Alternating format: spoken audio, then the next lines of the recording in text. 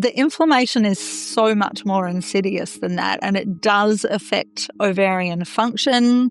We know that there are higher levels of pro-inflammatory cytokines within the follicular fluid surrounding the eggs in endometriosis, and the follicle function that of course contains the egg grows and matures under the influence of hormones in the first part of the menstrual cycle, and then is responsible for ovulation in the mid-cycle, is negatively affected by inflammation. So even egg maturation and the ovulatory process itself can be negatively affected, but then those inflammatory cytokines within the follicular fluid can actually damage. Rhiannon Hardingham is a highly experienced degree-qualified naturopath and nutritionist and practitioner educator, specialising in all hormonal health issues, including perimenopause, endometriosis, PCOS, PMS and PMDD, male and female infertility, IVF support, pregnancy care, and postpartum and paediatric healthcare. Rhiannon expertly supports couples and individuals in their successful efforts to navigate their specific circumstances. Rhiannon is committed to the successful integration of natural and conventional medicine and believes ideal outcomes are achieved for patients when all of the healthcare practitioners are working together. She is regularly working alongside Melbourne's top fertility doctors, obstetricians, and gynecologists to achieve the best outcomes for her patients. As a testament, Rhiannon routinely is invited to present on topics of collaborative patient care to medical professionals and naturopaths alike. Rhiannon has also co-authored the book Create a Fertile Life and is a regular speaker on the practitioner education circuit.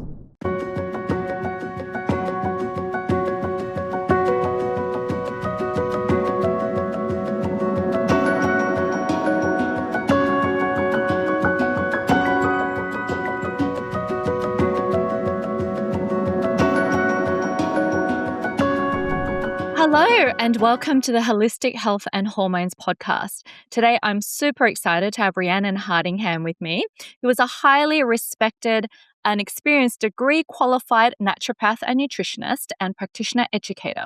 She's specialising in all hormonal health issues, including perimenopause, endometriosis, PCOS, PMS, PMDD, male and female infertility, IVF support, pregnancy care and postpartum, and paediatric healthcare. Rhiannon expertly supports couples and individuals in their successful efforts to navigate their specific circumstances. She's committed to the successful integration of natural and conventional medicine and believes ideal outcomes are achieved for patients when all of their healthcare practitioners are working together. She's regularly working alongside Melbourne's top fertility doctors, obstetricians, and gynecologists to achieve the best possible outcomes for her patients. And as a testament, Rhiannon is routinely invited to present on topics of collaborative patient care to medical professionals and naturopaths.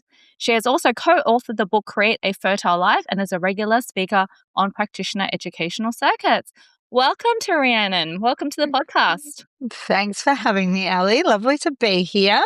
Great. I personally had my own mentorship with Rhiannon. She is one of the best in the industry, and I would love for her to talk to us all, and for those especially who are going through endometriosis, adenomyosis, and really what the fertility truths out there are, because there is so much mixed information. There are people who haven't been diagnosed for years and years, and then when it comes to fertility, they have a shocking discovery that they've got something called adenomyosis or endo or both.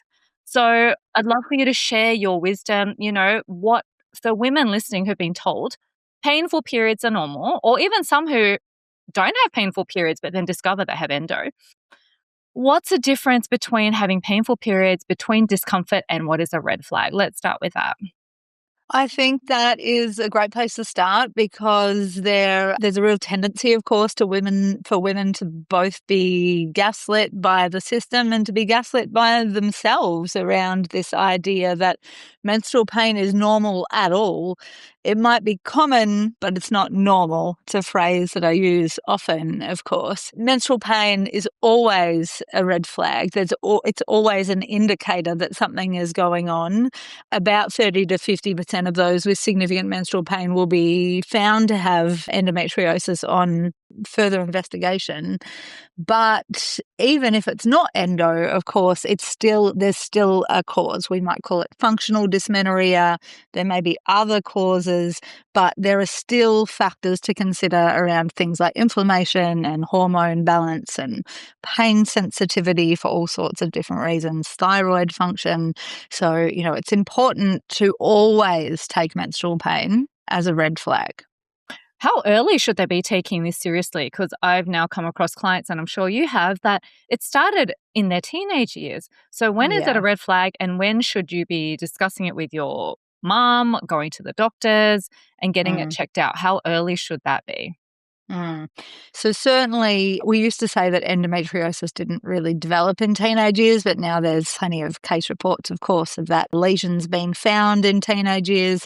We know that there are genetic factors. So obviously if parents, especially mothers, but relatives to any degree, have an endometriosis history, then it's important to take it seriously in younger people.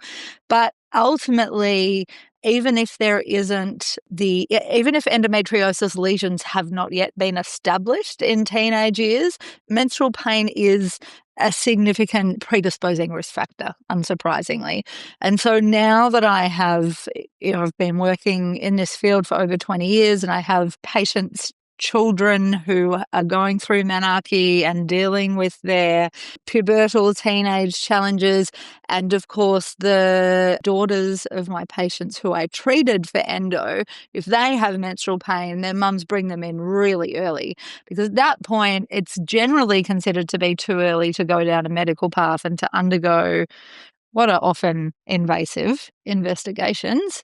But functionally, there's quite a lot that we can do at that point, using the pain as that red flag guideline, so that we can then actually help to reduce the likelihood of adhesions and fibrosis or scarring from developing at all. So can you just explain to those what is endo and what is adeno and what is the difference? Yeah, so they're quite similar conditions, but endo is the growth of endometrial-like tissue outside of the uterus, commonly within the fallopian tubes, the ovaries, and the peritoneal cavity. Of course, we can also see bowel and bladder adherence, and then there's rare cases of it being found further afield, for example, in the lungs, etc. But predominantly we're talking about tissue that behaves more or less in the same way that the endometrium within the uterus does, but outside of the endometrium, usually in the pelvic cavity. Adenomyosis tends to occur later in life, so it's quite common over 40. But again, just like endo, we are seeing more and more of it in younger cohorts these days. But that is that very similar tissue, but growing into the walls of the endometrium. So of course, usually with the menstrual lining that we see build up and shed each month, that's within the internal wall of the uterus and grows in and then is shed. But adenomyosis is when it infiltrates throughout the muscular wall of the uterus and causes lesions and adhesions within that wall, causing what we call a bulky uterus, which can be seen on ultrasound. So why are so many women undiagnosed for years? It is a really important question, one that, the government in Australia has been throwing a fair bit of money at in the last few years. Yeah. Not sure that I've seen any significant tangible benefits from that investment yet, but hopefully we will see it soon. I mean, the wait lists are still extraordinarily long for the public system in Australia. The diagnosis is invasive. We may speak about this later, but there are some less invasive investigations, such as a specific ultrasound that can show or indicate some potential of endo or prove some forms of endo. But ultimately, we're looking at surgery. We're looking at laparoscopic surgery, which out of pocket can cost you 10 to 20 grand. If you're waiting for a public healthcare investigation, Since COVID, it can take a couple of years. And of course, no one wants to jump into surgery unnecessarily. So the average time to diagnosis is about 7 to 10 years. But there's no doubt that those who have a better off socioeconomic position are far more likely to be diagnosed earlier. If you have private health insurance and a health literacy that leads you to follow these things up more quickly, you're far more likely to get a diagnosis within a reasonable window of time. So once they've received a diagnosis, what has actually been happening hormonally in their body to their hormones, with the endo and the adenomyosis that's been happening? So it's an interesting question. Of course, most people will know that there's a strong association between estrogen and endo and adeno. It's somebody, and the way that I practice, Ali, is somebody that as a practitioner over 20 years working almost exclusively only in this field has undertaken countless hormone tests on my patients. It is absolutely true that there is a strong tendency for those with endo to have higher estrogen levels. There are a couple of genetic predispositions that contribute to that, and we see those when we assess our patients' genetic profile. We see genetic predispositions that lead to a higher tendency to produce estrogen, as well as many that lead to compromised estrogen clearance. So, and beyond that, endometriosis itself actually has the capacity for what we call aromatase. Usually that's the job of the ovaries, to convert testosterone into estrogen to produce estrogen. But in endometriosis and adenomyosis, we have more tissue in the body that is estrogen, effectively producing estrogen. So there's literally more capacity to do it. So yes, mostly you will see a higher estrogen status. Not always, but mostly you will. Endo and adeno tissue is positively responsive to estrogen, meaning that estrogen encourages its growth and proliferation, and it is dampened by progesterone. And so if we see really high estrogen levels and insufficient progesterone levels, then we're far more likely to see this excess proliferation without that dampening effect of progesterone. In saying that, not everyone with endo has low progesterone. Again, it's just about testing, but that hormone imbalance is a significant contributor for many individuals. So you're talking a bit about inflammation earlier. How does the inflammation, obviously it may have started, interfere with then now ovulation, egg quality in some of these women, obviously then implantation and the ability to conceive? And it's a great question again, because we know that I think most people understand that with endo there may be actual structural challenges for their capacity to conceive, with lesions, scarring, etc. But the inflammation is so much more insidious than that, and it does affect ovarian function. We know that there are higher levels of pro-inflammatory cytokines within the follicular fluid surrounding the eggs in endometriosis, and the follicles themselves can be follicle function that of course contains the egg, grows and matures under the influence of hormones in the first part of the menstrual cycle, and then is responsible for ovulation in the mid-cycle, is negatively affected by inflammation. So even egg maturation and the ovulatory process itself can be negatively affected, but then those inflammatory cytokines within the follicular fluid can actually damage the eggs themselves. And from there, once fertilization has occurred, if it has occurred, of course, even the functionality of the fallopian tubes, fertilization usually occurs in the fallopian tubes, but inflammation can prevent the peristalsis, or the waves of the fallopian tubes that are responsible for sending the egg down into the uterus where implantation occurs. Inflammation can inhibit that, and so there's another barrier.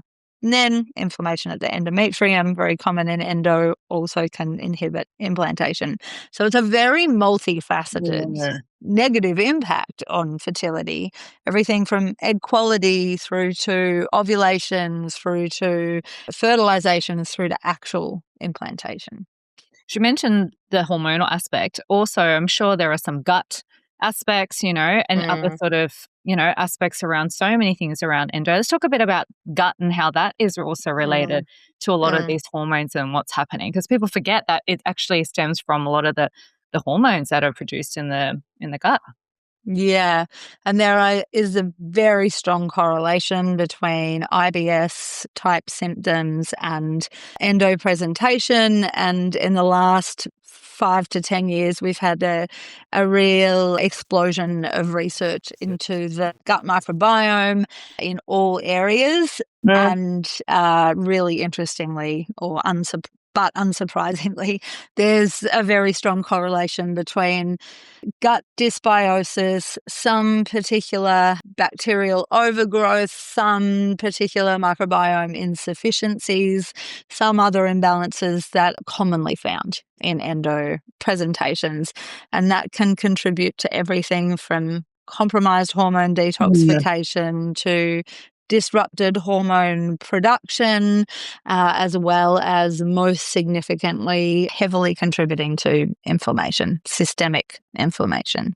So it's a whole body. I mean, we always treat the whole body, but there is so much going on because it could have started, from the gut, and then now it's all, just all mucking up the hormones, and the more toxic we are. We live in such a toxic environment, right? Some people don't realize just the things they're doing every day has been contributing to that for years. We'll get to that in a bit, but let's talk about, you said some testing. So why is endo often missed in some of the testing? What sort of testing do people need to be looking at? And then sort of what are the next steps? So at the moment, the gold standard diagnosis is a laparoscopy, of course. The ultrasound that I mentioned earlier will be able to identify if there's ovarian involvement, those chocolate cysts or the endometriomas that are found on the ovaries. And it can also see to a degree if there are some more severe endo presentations, grade 3 or grade 4. But beyond that, that ultrasound is not considered to be diagnostic. And that ultrasound itself is as invasive as an ultrasound gets. It's an intervaginal ultrasound, and it's a very thorough ultrasound, not your standard pelvic ultrasound. Then, of course, the surgery itself, there's some opportunity to use MRIs with quite good accuracy, but, I would say arguably I haven't seen wide adoption or availability of that clinically. It's certainly happening, but it's still expensive and not that widely available compared to those other assessments. And of course, it's also not therapeutic. Laparoscopy is both investigative, but then of course, if things are found, lesions are removed, there's potential benefit there. When we look at blood tests, there are some like the CA125 assessment, which is also an ovarian tumor marker. So it's emotionally often a challenging test to order, interpret, communicate. But beyond that, we're lucky that we have a lot of functional markers available to us, both in standard pathology as well as that genetic and gut testing, more functional pathology that can give us a lot of information, although none of them are diagnostic as such. So when would someone look at then just managing their endo before looking at a laparoscopy, if that's the gold standard? Yeah, I think if there's pain, if there are fertility challenges, if there's heavy menstrual bleeding, they're all reasons, of course, to look at the way that your health or complex factors that may not be affecting your health overtly, but in the long run may affect it, are relevant to you. And by this, of course, we're not victim blaming. I'm not talking about people need to stop eating McDonald's and they'll be better. Of course, a lot of the patients that we see come to us already having extraordinarily clean diets, if anything, restricting too heavily, trying to address their stress, maybe somehow all of that being rolled into something that's a bit more challenging because of this aim of perfectionism. There are factors that are really beyond the control of the individual without some nuanced understanding and management. But it is any of those factors are really, I think, a really strong indication that it's worth doing some further investigation from a health perspective, whether or not you're at the point where you would be willing to go down the medical investigative pathway. So what do you say to people we've heard of people who've had multiple surgeries? Why is it that some are needing multiple surgeries? Have they had the surgery, perhaps not, change certain things? Their hormones are still producing the same, estrogen excess. What can women, with those sort of outcomes be improving so that they're not having to repeat? Hopefully it's just the one standard laparoscopy. Yeah. And from hopefully a good doctor, that they're not needing for the endo to come back, because there's many stories of people who have the endo coming back again and having repeated surgeries. Yeah. First comment I'll say about this is about to massively blow up in Australia, because there's a Four Corners episode on. By the time this is released, it probably will have been on, about a particular Melbourne gynecologist who I've seen many patients who have seen him over the years, who has been accused of some pretty extreme unnecessary repeat interventions. That will all come to pass. But I think it's very important to select your surgeon wisely, which is a difficult thing just to throw out there. We certainly have our favourite surgeons, and we communicate with them, we work with them, we repeat refer to them. But beyond that, I think from a functional perspective, it's foolish to think that we can have a significant beneficial impact on reducing adhesions and scarring without surgery. Surgery is, when endo is established, surgery is incredibly useful.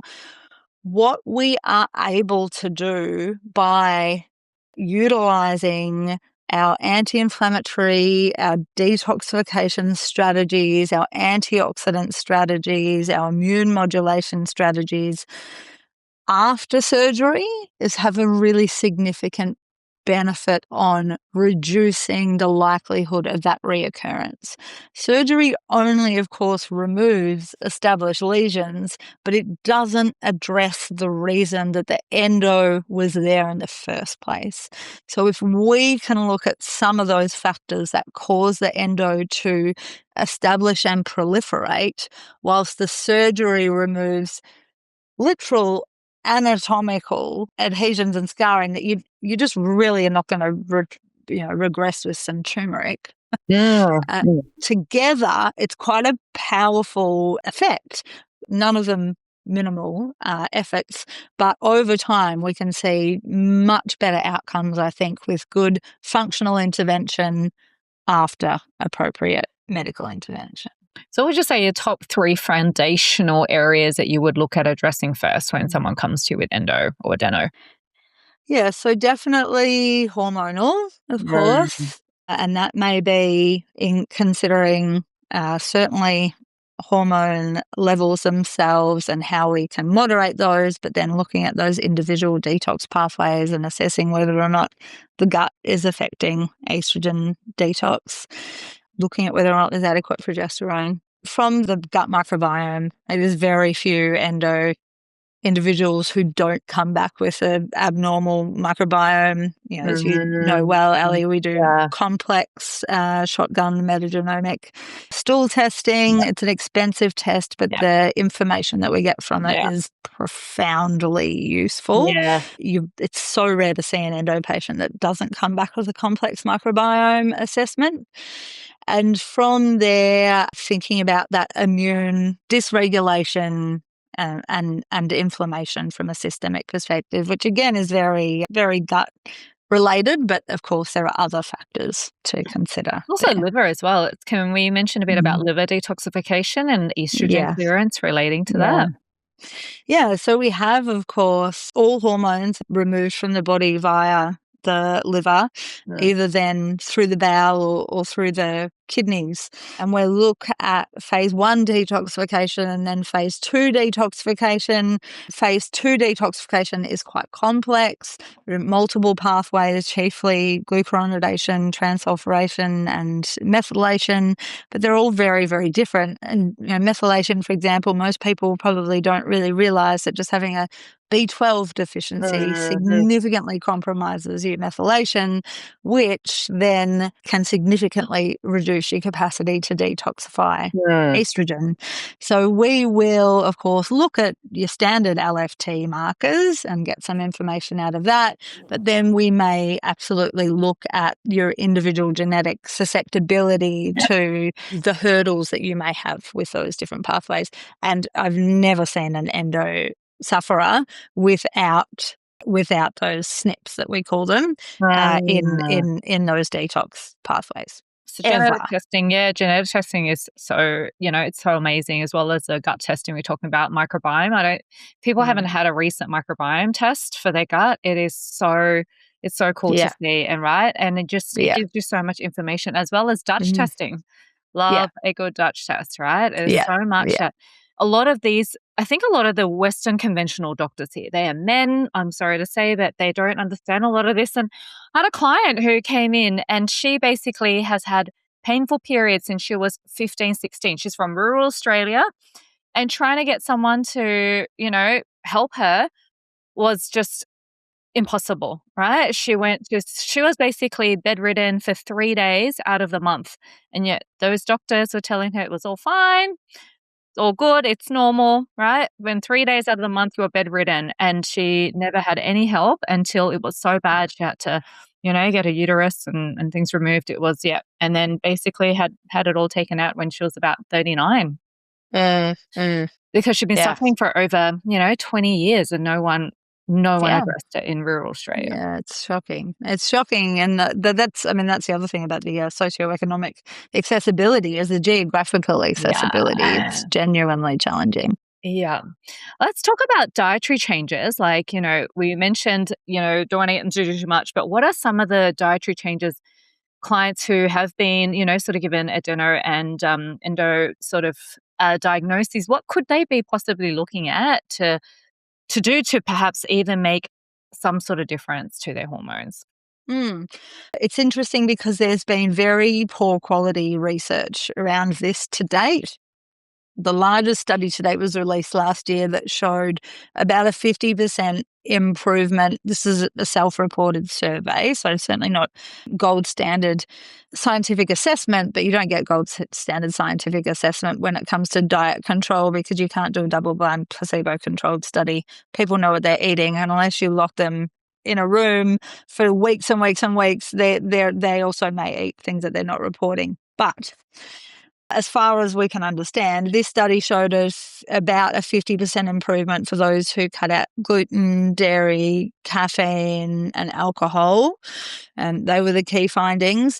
What I would also say about it, though, is that I mentioned this earlier, but I'm really not a fan of excess dietary restriction. We, of course, working with predominantly women and those assigned female at birth in our practices, we see, of course, we're dealing with a lot of people who have had a history of either eating disorders or disordered eating, and often are still challenged with that, and do not like to clinically induce orthorexia if I can avoid it.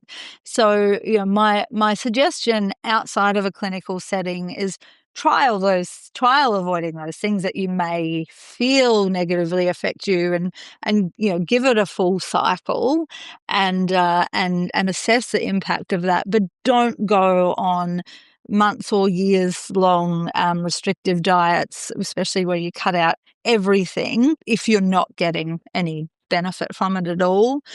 In saying that, alcohol and sugar are not just, they don't just slow down estrogen detoxification, especially alcohol, of course, but they also induce aromatase. So they also increase estrogen production.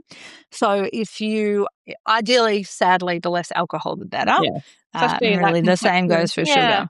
And that Yeah. consumption window, I mean, for men and for women, I mean, it's best to just be minimal with all of that Yeah. when you are trying. Yeah, exactly. Especially for fertility. Exactly. Mm, And then the other things that I would say from a positive perspective is a whole food, plant food. I don't like to say Mediterranean diet because any traditional whole food diet, will have a similar benefit, but we need fibers for the gut microbiome. If you had FODMAPs intolerances, which is of course are very common with the IBS/SIBO in Endo, then looking at how to address that rather than chronically avoiding legumes, onion, garlic, broccoli, those foods that are common triggers but are actually really good foods for your microbiome. So, of course, we do a lot of work addressing that bacterial imbalance or overgrowth to help our patients to be able to consume those foods and then benefit their microbiome diversity. yeah. And then that helps with inflammation, oxidization, hormone detoxification. And the one last thing I'll say is soy. There's plenty of evidence that having good whole soy foods in your diet Yeah. from a young age both reduces the incidence and severity of endometriosis. Big misunderstanding on the internet from the early 2000s. It still has some hangover that soy is bad for estrogen. Whole soy foods, incredibly beneficial for any estrogen condition, high or low, and very protective against the development of not just endo, but also PCOS, also breast cancer. Every woman and everyone born with ovaries benefits from consuming soy at any time in their life. Even through perimenopause and menopause, right? Because of the imbalance of the hormones. Exactly. So people, have had use this it a lot.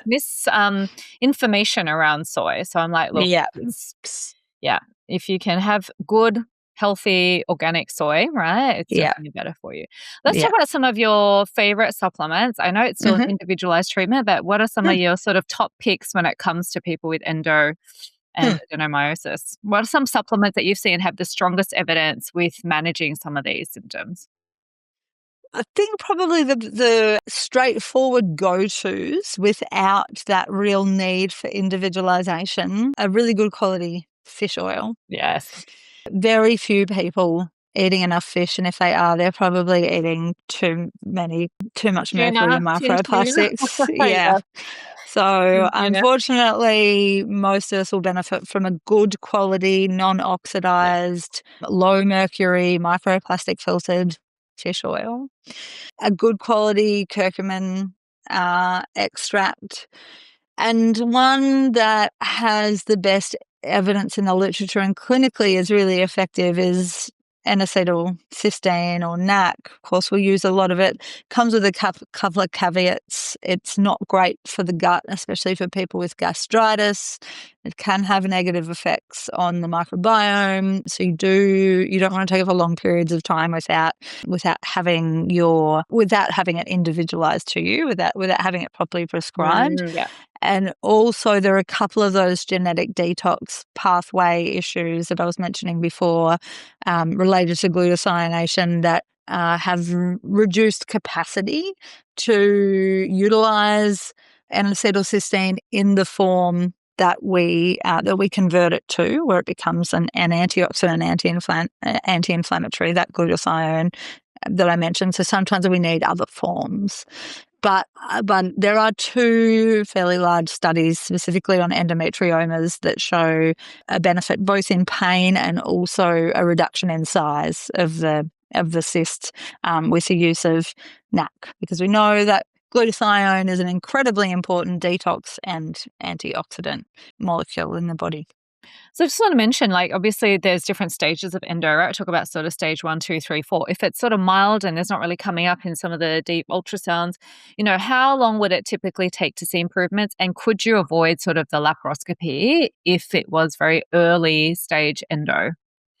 Absolutely. Yeah. Mm. Early stage endo often won't need surgery and can be managed. I have, patients who I've been seeing, for close to 2 decades who have, either only had to have one surgery or have had, or we've managed it well from the start. But it is, it's such a varying degree. Like there are some of the most perfect patients who will still have severe endo, and others who are lucky. And there's such a variation. Yeah, I mean, there's those who have the silent endo. I had a client who had silent endo for about 7 or 9 years, perhaps, but nothing except for a bit of an endo belly. There was no other symptoms, no pain, nothing, right? So I guess they could think themselves lucky, but then they didn't get diagnosed because it's not as obvious as all the obvious symptoms of endo. Yeah. It's important to remember one of the key symptoms is just infertility, and one of the most severe cases I've ever seen. Her surgeon, when she was opened up for a laparoscopy, closed her up and backed away, and then sent her to a specialist endosurgeon who went in with a colorectal surgeon and a kidney surgeon at the same time. And then they were all back there again when she had her cesarean for her baby, for her delivery after that. Like all three surgeons seemed to be in the room for her surgery, for her Caesars. Very, very complex. Zero menstrual pain. The same as one of Zero my clients, menstrual yeah. pain. Same. She had 3 surgeons all operating at her Yeah. because she had silent endo. When they opened her up, they were, Yeah. shocked at what they found. Yeah. So, yeah. How can women really then optimize their health, whether it's before IVF, if they've had that severe endo, even if it's for natural conception, right? What are these women really looking at doing to optimize their health hormones before the IVF if they've had this diagnosis? And also, how long is a wait period? That's another thing we didn't cover, right? After surgery, what's the golden time to wait to either conceive naturally? Because it could be they looked at IVF, then they found there was endo, they've had the surgery, and now they could possibly look at natural conception now. Yeah. And there are higher rates of natural conception after surgery. I think it's about 50% of those that will go in to surgery because of infertility will conceive afterwards. It might be 30%. Sorry, it's actually been quite a while since I've looked at that statistic, at least a year or two. But it is a significant portion. The wait time is not significant because it is laparoscopic. They are very, very minor adhesion. It's minimally invasive, tiny little cuts at the incision point. And they recover very easily. The other key consideration, the other key beneficial component to keep in mind is that they're not, with a laparoscopy, they're not going inside the uterus. It's outside the uterus. It's just in the peritoneal cavity, certainly looking at the ovaries, but it's not inside the uterus. It's not puncturing the uterus. The uterus itself, which obviously is the most important structure for the integrity of that pregnancy and where most of the pressure is not affected by a laparoscopy. They'll often undergo a hysteroscopy at the same time where they do look inside the uterus via the vagina, but there's still no incisions in the uterus. The uterus is largely left untouched. So it is not essential. It's not necessary to wait a long period of time unless there were really significant adhesions or interventions, and then it might be 2, maximum 3 months recovery. But it's actually not a general standard recommendation to wait for much longer than just one cycle. Okay. So I guess what would you say to women who feel sort of hopeless after years of trying? What would be the first thing if they have had infertility, possibly unexplained? They may not, perhaps their GP or doctor just thought, go away, go try and come back. What would you say to women who feel sort of hopeless after years of maybe having an infertility diagnosis? I mean, that we see it all the time. Yeah. What I say to all of them is that you're in very good company. You just don't know it because people don't talk about it. But I sit here with people all day in your circumstance, and you feel like you've never met anyone who's been through it. But that's very unlikely to be true. They just haven't spoken about it. But beyond that, it is really important for us, and I'm sure that you agree, not to give false hope. We're definitely not giving false hope, but we're also communicating very clearly that there are a lot of factors that conventional medicine doesn't consider, even though conventional science is very clear that it's relevant to endo prognosis and fertility outcomes. Conventional medicine at a clinical level just doesn't consider and include it.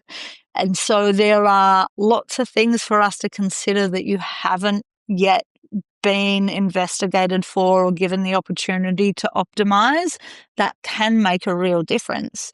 So let's spend some effort, money, unfortunately, and time thoroughly going through these things, and then we'll have a much better understanding of where you really sit, where the key emphasis should be, and of course, we will have the best opportunity to improve your chances, either for natural conception or alongside IVF and alongside assisted conception. That collaborative care is really important in endo and fertility. So what's really possible then for women now who've got the endo and adenomyosis that they may not realize? I mean, everything's possible with conception. Could be that just may take them several cycles to really get their hormones to understand what was driving a lot of the estrogen excess. But what is really possible? I mean, obviously fertility is definitely possible for many. And what else can these women sort of do to start making those shifts? Yeah, so of course we're also looking often just at functional outcomes for our non-fertility patients. So we're able to see improvements in heavy menstrual bleeding and menstrual pain, and then chronic pelvic pain that some of our patients have. So pain all through the month, all through the cycle, rather than just with menstruation, and really importantly, alter the disease progression. And beyond that, there are complications associated with endo that are I think, pretty scary to read, to be honest, for people with endo, but a much greater risk of mental health presentations and PMDD and ADHD and autoimmune conditions, and unfortunately the list goes on, and it even gets a bit scarier. But the good news is that these are part of the systemic nature and imbalances of endo. So by doing things that address systemic inflammation, we're not just positively affecting your endo, we're positively affecting the way that your brain works. We're positively affecting your immune function, and therefore your risk of developing autoimmune conditions or cancers. We're positively influencing these more complex but related factors that we're just learning more and more about every year as we dive deeper into this from a research perspective. So there is more money now. There is more money for research. Well, hopefully, yes. It should be starting well, I think, we should be sort of having this sort of, looked at in our 20s, not in our late 30s for a lot of people, because we're only starting to look at that when they're in that conception period. But really, it should be late teens, early 20s, and hopefully that happens, because obviously the more we go through the stress trauma, like you mentioned, be that chronic pain, imagine having it for 10, 15, 20 years. I mean, definitely affects our nervous system when we're constantly having that pain every month, systemic and hormonal dysregulation from all of the stress and trauma from just that alone can just be exacerbating the symptoms again and again. Absolutely. And if we stop gaslighting ourselves that pain is normal in periods, then maybe we will start to see both medicine and individuals being more proactive about investigating these things earlier before there's a really established issue. Amazing, Rhiannon. So just to summarize, really, what would you say as a closing remark around the whole endo, like for the sufferers out there for endo and adeno? What would your sort of summary be, or what would your, sort of takeaway be for them? It's really tough. Like there's no way in which to sugarcoat it or minimize it. It's absolutely tough, and you wouldn't wish it on anyone, but it does affect a significant portion of our female population, at least 1 in 9, possibly higher. We don't really know. In our clinics, much higher, because it's about 50%, 30 to 50% of those attending fertility clinics in Australia who are female will have endo or adeno. But really, I think the take-home message is it is a complex chronic disease, but there is a lot of evidence and there are a lot of experienced practitioners out there that can help you. It's never a quick fix. Endo is not I'm going to treat you for 2 months and you're going to never suffer again. It's a lifelong chronic condition that requires a lifelong management. But if you are able to commit to that, those investigations and those treatments and work through it thoroughly and find a team, both conventional and functional, and often, of course, a naturopath nutritionist and an acupuncturist, often a psychotherapist or counsellor, and, of course, a good gynecologist and a great GP. Then, a little team of exactly, people, because that's what it takes, a team. It does. It really does. It definitely takes a medical village to support one endo patient properly.